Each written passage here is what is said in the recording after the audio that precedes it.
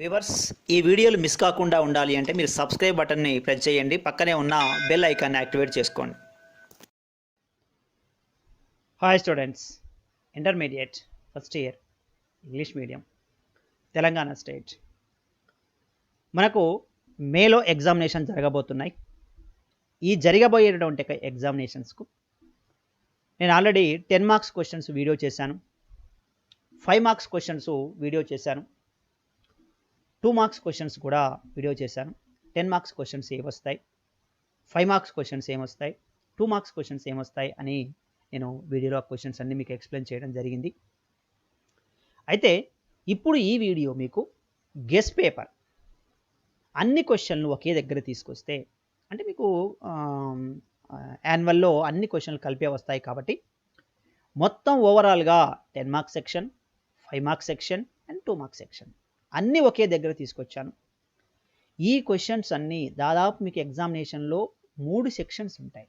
మీకు తెలుసు first year వాళ్ళకు, అంటే మీకు కాలేజీలో మీకు ఎగ్జామ్స్ రాస్తే మీకు ఐడియా ఉండేది. సరే, నేను ఆల్రెడీ ఇంతకుముందు చెప్పాను కాబట్టి 10 marks section, 5 marks and 2 marks ఉంటాయి. టోటల్గా మీకు 47 క్వశ్చన్స్ ఉంటాయి. ఈ 47 క్వశ్చన్స్కు సంబంధించి అన్నీ ఒకే దగ్గర ఒకే వీడియోలో మీకు క్వశ్చన్ పేపర్ ఎలా అడుగుతాడండి, ఏ విధంగా 10 మార్క్స్ క్వశ్చన్స్ అడుగుతాడు, 5 మార్క్స్ క్వశ్చన్స్ ఏ విధంగా అడుగుతాడు, 2 మార్క్స్ సెక్షన్ ఏ విధంగా అడుగుతాడు అనేటువంటిది మ్యాక్సిమం మీకు 99 మార్కుల పేపర్ అండి ఇది. ఈ పేపర్ మీకు 99 మార్కుల పేపర్. ఈ 99 మార్కుల పేపర్ను ఉద్దేశించి నేను ఈ వీడియోలు బాగా హార్డ్ వర్క్ చేసి బుర్ర బద్దలు కొట్టుకొని ఈ పేపర్ని మీకోసం తయారు చేయడం జరిగింది. సో జాగ్రత్తగా ఈ పేపర్ని మొత్తం జాగ్రత్తగా చూడండి, చదవండి, నేర్చుకొని ఖచ్చితంగా ఎగ్జామినేషన్లో 99 మార్కులు మీకు ఎగ్జామినేషన్లో వచ్చే ఛాన్సెస్ ఎక్కువగా ఉంది. ఓకే, సో చూద్దాం ఏం క్వశ్చన్స్ ఉన్నాయి ఈ వీడియోలో అనే అంశాన్ని ఇక్కడ చూస్తే చూడండి. Telangana state intermediate public examinations economics first year English medium guess paper 2021. So మీకు 3 అవర్స్ టైం ఉంటుందండి ఎగ్జామ్ మీరు రాసుకోవడానికి.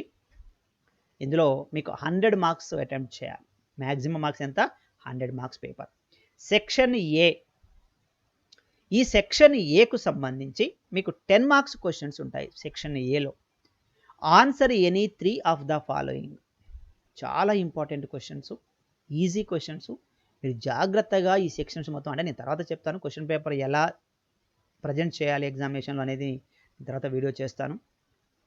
లేకపోతే మీకు కావాలి అంటే 99 మార్కులు పొందడం ఎలా అనే వీడియో కూడా ఉంది, అది కూడా చూడొచ్చు. అందులో కూడా మ్యాక్సిమం పాయింట్స్ అన్ని కవర్ చేశాను. Answer any 3 of the following. 3 questions, 3 questions మీరు అటెంప్ట్ చేయాలి. ఆ క్వశ్చన్స్ ఏమిటి అని అంటే, explain the law of diminishing marginal utility and its limitations. చూడండి question, explain the law of diminishing marginal utility and its limitations. Limitations అడగొచ్చు, exceptions అడగొచ్చు, లేదు ఇంపార్టెన్స్ అడగొచ్చు. మీకు మాత్రం లిమిటేషన్స్ వచ్చి ఉండాలి ప్లస్ ఇంపార్టెన్స్ వచ్చి ఉండాలి. అదే సార్ మీరు లిమిటేషన్సే ఇచ్చారు కదా ఈ పేపర్లో అంటే, నేను కాన్సెప్ట్ ఇచ్చాను, ఆ కాన్సెప్ట్ మొత్తం మీకు రావాలి. మొత్తం అంటే లిమిటేషన్స్ రావాలి, ఇంపార్టెన్స్ రావాలి, ఎక్సెప్షన్స్ రావాలి. ఆల్రెడీ అజంప్షన్స్ ఉన్నాయి, మీరు అజంప్షన్స్ ఆల్రెడీ మీకు తెలుసు. సో ఈ క్వశ్చన్లో explain the law of diminishing marginal utility చాలా ఇంపార్టెంట్ క్వశ్చన్. చాలాసార్లు ఎగ్జామినేషన్లో అడిగాడు, మళ్ళీసారి కూడా అడిగే అవకాశం ఎక్కువగా ఉంది. అందుకని ఈ క్వశ్చన్ని బాగా కాన్సన్ట్రేషన్ చేయండి. లిమిటేషన్ చదవండి, ఇంపార్టెన్స్ కూడా చదవండి. ఓకే, ఫస్ట్ క్వశ్చన్ మ్యాక్సిమం ఎగ్జామినేషన్లో వచ్చేటటువంటి క్వశ్చన్. ఆల్రెడీ ఫస్ట్ క్వశ్చన్గా అది ప్రింట్ అయ్యి ఉంది. క్లియర్, అంత కాన్ఫిడెన్స్గా చెప్తున్నాను. Next second, define law of demand and it's exceptions. మళ్ళీ కొన్ని వాటి వల్ల కొన్ని చేంజ్ చేశాను మళ్ళీ లాస్ట్ ఫైనల్గా. ఇక ఇందులో మార్పు లేదు, ఫైనల్ సెట్టింగ్ మ్యాక్సిమం స్ట్రక్చర్ ఏం మారలేదు, 1-2 క్వశ్చన్లు అటు ఇటు చేంజ్ అయ్యాయి అంతే మ్యాక్సిమం. ఇది ఇంతకుముందు మనం 5 మార్క్స్లో ఉండే దాన్ని 10 మార్క్స్లోకి యాడ్ చేశాను, ఎందుకంటే కొన్ని సమీకరణాలు మళ్ళీ దీన్ని పైకి వచ్చేటట్టు చేశాయి.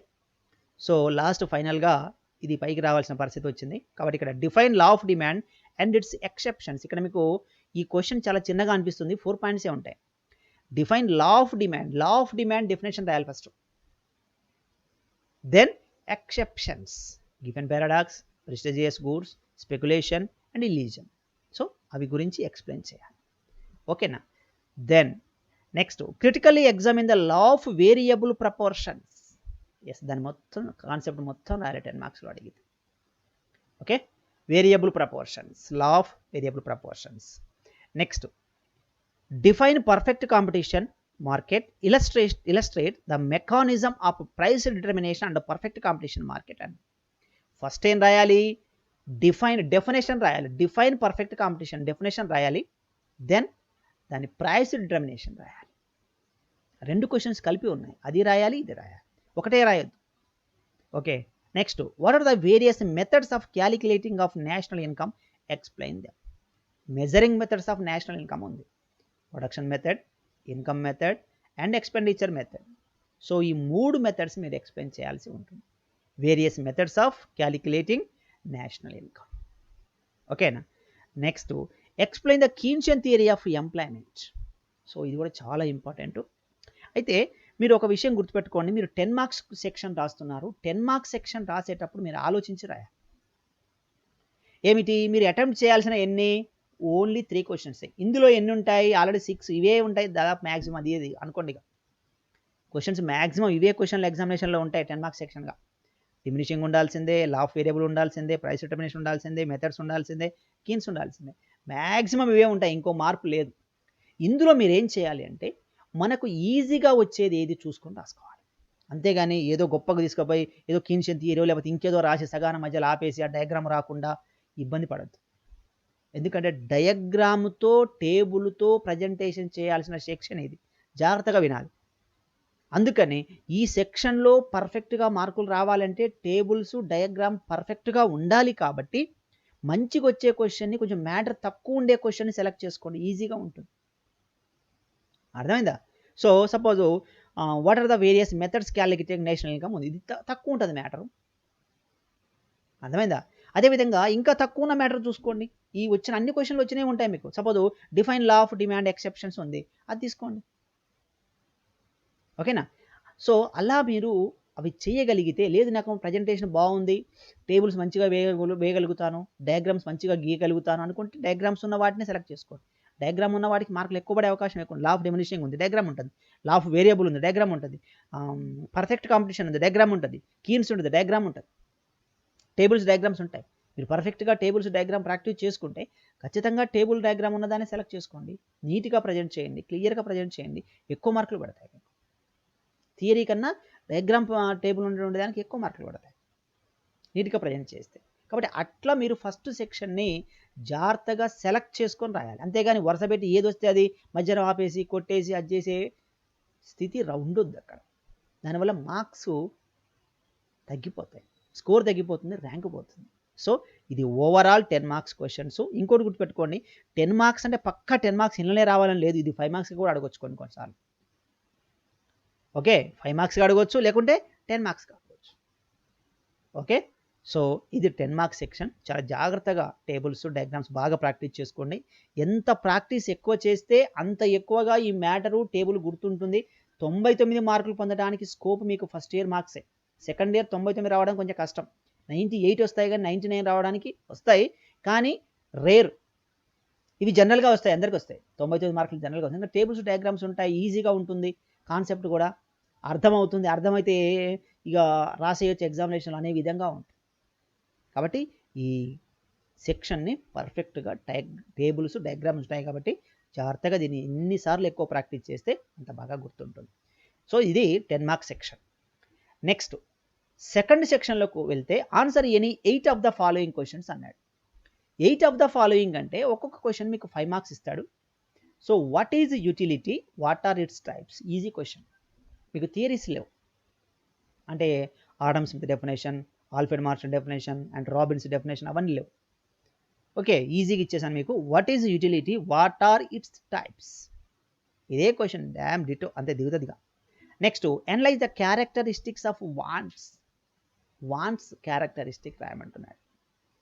ఓకే, సో మా ఫస్ట్ దాంట్లో అవన్నీ ఏమీ లేవు మీకు. నెక్స్ట్ మైక్రో మ్యాక్రో అవన్నీ ఏం లేవు. Analyse the characteristics of wants. Next explain the concept of indifference car, discuss its properties. అక్కడ కాన్సెప్ట్స్ అంటే డెఫినేషన్ అండి. Explain the concept of indifference car definition రాయాలి.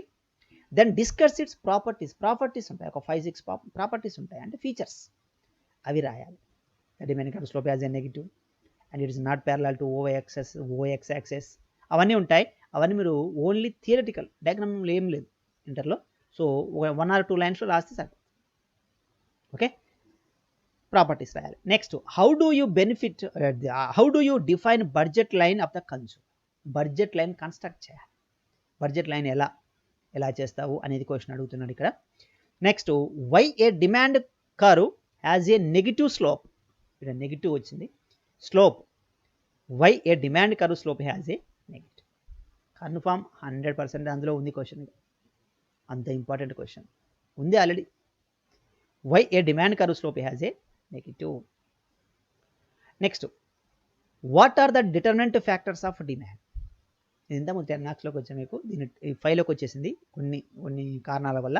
So what are the determinant factors of demand? Only determinant ఫ్యాక్టర్సే రాయాలి. Next, what are the internal economies of scale? Internal economics కాదు, economies of scale.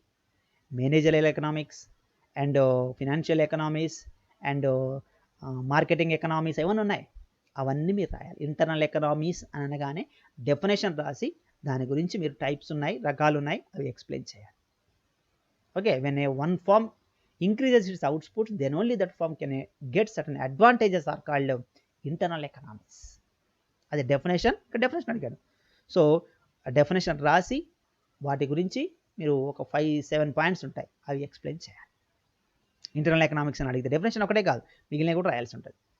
Next, compare perfect and competition and monopoly market. Yes, what are the perfect competition and monopoly? Comparison చేయాలి ఆ రెండింటి మధ్య. మనం ఒక box కొట్టాలి, box కొట్టి 2 comparison చేయాలి. Next, what is meant by real wage? What are the factors that determine the real wage? What is meant by real wage? Definition అడిగాడు చూడండి, అడగొచ్చు, ఇక్కడే అడిగాడు, ఎగ్జామ్లో అడగకపోవచ్చు. మెంట్ వేజ్ అని డైరెక్ట్గా ఈ క్వశ్చన్ ఇవ్వచ్చు, అడు క్వశ్చన్ ఏం అడిగితే అది రాయాలి. అర్థమవుతుందా? కాబట్టి ఇక్కడ what is meant by real wage, what are the factors that determine the real wage. Okay, చాలా ఇంపార్టెంట్ క్వశ్చన్, ఆల్రెడీ ఎగ్జామినేషన్లో ఉంది ఆ క్వశ్చన్, అంత important. Next, what are the factors that determine the national income? Determinant factors ఉన్నాయి national ఇన్కమ్లో, అవి explain చేయాలి. Next, what are the source of the public revenue? Public revenue ఆ క్వశ్చన్ అడుగుతున్నాడు. నెక్స్ట్, సో ఈ పాయింట్స్ ఉన్నాయి, అది ఎక్స్ప్లెయిన్ చేయాల్సి ఉంటుంది, వీడియోలో ఉన్నాయి చూడండి మీరు అవసరం అనుకుంటే.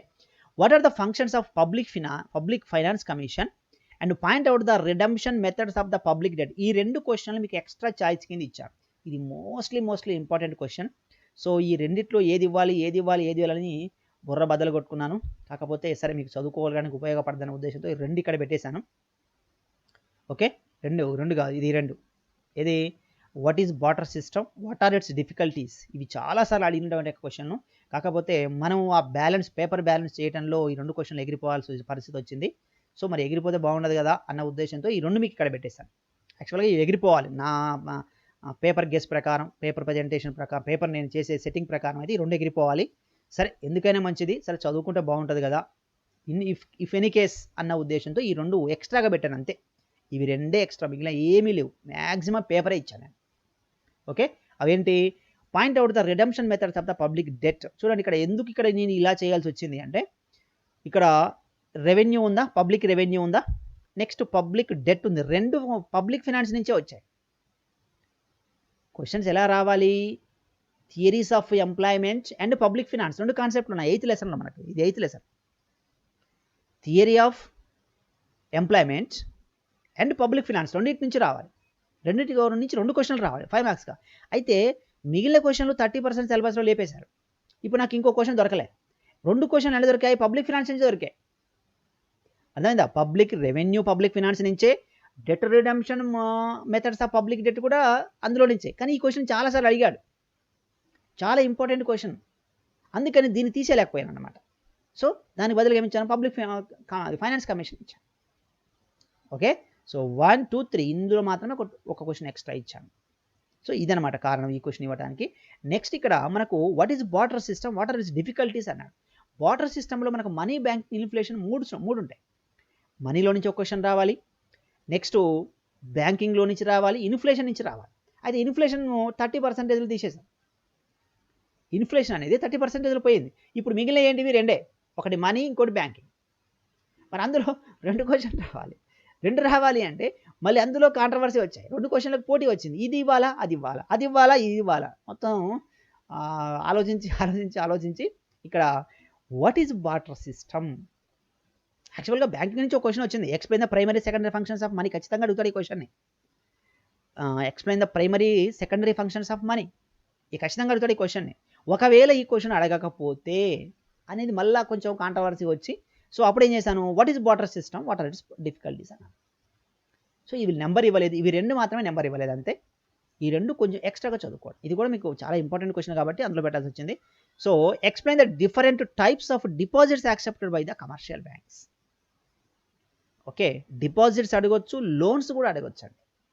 లోన్స్ అది రాలేదు, అది పాయింట్ మీదకి రాలేదు. ఓన్లీ డిపాజిట్స్ మాత్రమే మీకు ఎక్కువగా ఇక్కడ మీకు మెన్షన్ చేశాను. లోన్స్ కూడా చదివితే చాలా మంచిది. సో ఇక్కడ explain the different types of deposits accepted by the commercial banks. Okay, so ఇది మనీ బ్యాంకింగ్ లెసన్లో ఉన్నటువంటి యొక్క మోస్ట్లీ ఇంపార్టెంట్ క్వశ్చన్స్. ఓకేనా. దెన్ నెక్స్ట్ లాస్ట్లో what is statistics, explain the relationship with economics. Simple, point వైజ్గా రాస్తే సరిపోతుంది. What is statistics, explains relation with economics. Next explain the characteristics of good average. Good యావరేజ్కి ఏ లక్షణాలు ఉంటాయి, ఏ ఫీచర్స్ ఉంటాయి. ఓకే, సో ఇవి మీకు 22 అంటే నియర్లీ 16 క్వశ్చన్స్ ఎక్కడి నుంచి మనకు 7th నుంచి స్టార్ట్ అవుతాయి. చూడండి, ఇవన్నీ 5 మార్క్స్ క్వశ్చన్గా 7 నుంచి స్టార్ట్ అయ్యాయి, 22 వరకు ఉంటాయి. ఇందులో కొన్ని క్వశ్చన్లు మీకు 10 మార్క్స్ అడగవచ్చు, 10 మార్క్స్ కొన్ని 5 మార్క్స్ అడగవచ్చు. అందుకని సార్ ఇదే 5 మార్క్స్నే పెట్టాడు అని ఏమీ లేదు. కానీ ఈ క్వశ్చన్ పేపర్ చాలు 99 మార్క్స్ కోసం తయారు చేశాను. ఇంతకు మించి అసలు ఎవ్వరు పేపర్ సెట్టర్ కూడా ఇట్లా తయారు చేయలేరు. ఓకే, కాబట్టి ఇవి 5 మార్క్స్ క్వశ్చన్కు సంబంధించినటువంటి క్వశ్చన్స్ 10-5. ఇంతకుముందు అంటే 5 మార్క్స్ సెక్షన్ కొంచెం భయపడాల్సిన అవసరం ఉండేది, ఇప్పుడు అవసరం లేదు. చాయిస్ పెరిగింది, ఇబ్బంది పడాల్సింది ఏమీ లేదు. సో మనకు చాయిస్ చాలా ఉంటాయి. నెక్స్ట్ 2 మార్క్స్లోకి వెళ్దాం. 2 మార్క్స్లోకి వెళ్తే economic goods 1, macro economics 2, wealth 3, price 4. First లెసన్లో నుంచి 4 క్వశ్చన్స్ వచ్చాయి. వేరీ వేస్ కాంబినేషన్స్లో రావాలి. క్వశ్చన్ పేపర్ చేయడం అనేది అంత ఆషామాషి వ్యవహారం కాదు. అవునా, ఏదో వరుసగా చూసి రాయడం కాదు, ఏదో ఇంపార్టెంట్ క్వశ్చన్ చూసి రాయడం కాదు. దాని పేపర్ బ్యాలెన్స్ రావాలి. పేపర్ సెట్టర్ కూడా అలాగే చేస్తాడు, పేపర్ బ్యాలెన్స్తో చేయాలి. ఎక్కడ ఏ క్వశ్చన్లు అడుగుతున్నాడు, 10లో ఏది అడిగాడు, 5లో ఏది అడిగాడు, 2లో ఏది అడిగాడు చూసుకొని బ్యాలెన్స్ చేసుకొని పేపర్ చేయాలి. అది ఎక్స్పీరియన్స్ ఉన్న వాళ్ళకే అర్థమవుతుంది. అందుకని economic goods, then macro economics, wealth, utility. చూడండి, ఇక్కడ మ్యాక్రో అంటే ఫస్ట్ కాన్సెప్ట్ వచ్చింది, తర్వాత గూడ్స్, తర్వాత వెల్త్, తర్వాత ప్రైస్ లాస్ట్. చూడండి, అన్ని కాంబినేషన్స్ కలిపి ఇచ్చేసాను. అంటే ఒకే దాని నుంచి ఇవ్వకూడదు, మళ్ళీ టాపిక్స్ అన్ని కవర్ కావాలి. Next cardinal utility, next indifference map, next demand function, next cross demand. కొంచెం డిఫరెంట్గా ఉంటుంది, చదువుకోండి, అర్థం ఏమి కాదు, ఏమి ఇబ్బంది కాదు, అర్థమైతే చదువుకుంటే. నేను అందులో వీడియోలో చేశాను చూడండి, క్రాస్ డిమాండ్ అంటే ఏందో. Demand function, next cross demand, Giffen paradox, ఇది ఎక్సెప్షన్లో ఉంటుంది మీకు. గిఫెన్ పారాడాక్స్, ప్రొడక్షన్ ఫంక్షన్ 2 వచ్చాయి చూడండి. ఇక్కడ డిమాండ్ ఫంక్షన్ వచ్చింది, ప్రొడక్షన్ ఫంక్షన్ వచ్చింది, సప్లై ఫంక్షన్ లేదు, అది 30%లో తీసేశారు. ఉంటే అది కూడా వచ్చేదేమో 30%లో లేదు కాబట్టి సప్లై ఫంక్షన్ లేదు. ఇక్కడ మనకు ఓన్లీ 2 ఫంక్షన్లే ఉన్నాయి. So production function, next opportunity cost, next market, next contract rent. Okay, so చాలా important questions, already mostly repeated questions. Next net interest, next CSO, central statistical organisation definition అది. Next real per capital income అన్న real per capital income అన్న maximum ఒకటే. Next GST, goods and service tax. Goods and service tax. ఇంతకుముందు indirect tax అనేవాళ్ళం, ఇప్పుడు దాని ప్లేస్లో దాన్ని లేపేసి జిఎస్టీ పెట్టేశారు. నెక్స్ట్ నెట్ బ్యాంకింగ్ మనం బ్యాంకింగ్ నెట్ ద్వారా చేస్తాం.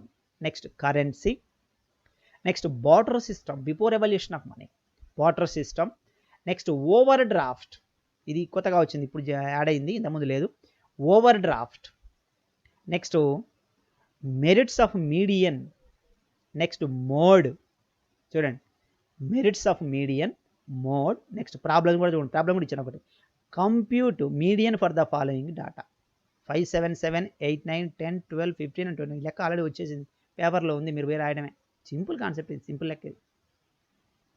Next 47 the end.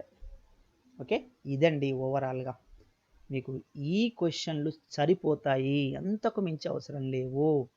ఈ క్వశ్చన్లు పర్ఫెక్ట్గా నేర్చుకోండి. చాయిస్తో ఉన్నాయి క్వశ్చన్, చాలా చాయిస్, 50% చాయిస్ క్వశ్చన్లు ఉన్నాయి. ఇంతకు మించి ఏ పేపర్ సెట్టర్ కూడా పేపర్ తయారు చేయలేడు. ఇది కాదు, దీన్ని కాకుండా అసలు పేపర్ రాదు నా ఎక్స్పెక్టేషన్ ప్రకారం. మ్యాక్సిమం ఇందులో మనకు కావాల్సిన క్వశ్చన్స్ అన్నీ దొరుకుతాయి, కాబట్టి మీరు ఇబ్బంది పడాల్సింది ఏమీ లేదు. పర్ఫెక్ట్గా ఈ క్వశ్చన్లన్నీ ప్రాక్టీస్ చేసుకోండి, నేర్చుకోండి, పర్ఫెక్ట్గా పేపర్ మీద రాయండి. ఖచ్చితంగా మీకు ఎగ్జామినేషన్లో 99 మార్క్స్ వచ్చే అవకాశాలు ఎక్కువగా ఉంటాయి. ఎందుకంటే ఫస్ట్ ఇయర్ కాబట్టి టేబుల్స్, డయాగ్రామ్స్ ఎక్కువగా ఉంటాయి. సో అవి చాలా మీకు ఉపయోగపడతాయి. ఇది ఓవరాల్గా, సరే మీకు పేపర్ ప్రజెంటేషన్ ఎలా చేయాలనేది నేను వీడియో చేస్తాను. సో ఇది ఓవరాల్గా మీకు రేపు మేలో ఎగ్జామినేషన్ మీరు రాయబోతున్నారు కాబట్టి ఈ సంవత్సరం వరకు మాత్రమే ఈ మోడల్ ఉంటుంది. లేదు అంటే 37 వరకే వస్తాయి క్వశ్చన్లు, ఎక్కువ రావు.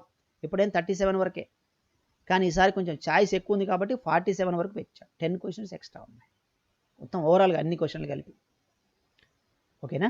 సో ఇది ఆషామాషి పేపర్ కాదు, చాలా కష్టపడి ఎంతో కష్ట నష్టాలకు వచ్చి ఈ పేపర్ని చేయడం జరిగింది.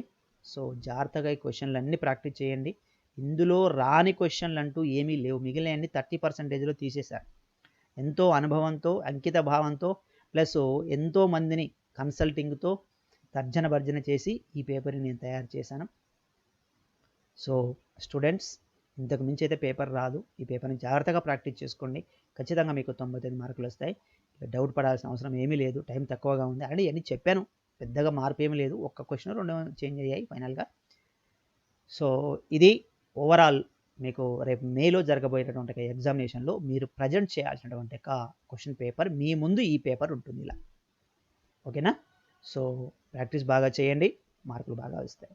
సో స్టూడెంట్స్, ఈ వీడియో నచ్చితే లైక్ చేయండి, మీ ఫ్రెండ్స్ ఉంటే షేర్ చేయండి, కొత్తగా చూసినట్లయితే ఛానల్ సబ్స్క్రైబ్ చేయండి. Thank you very much.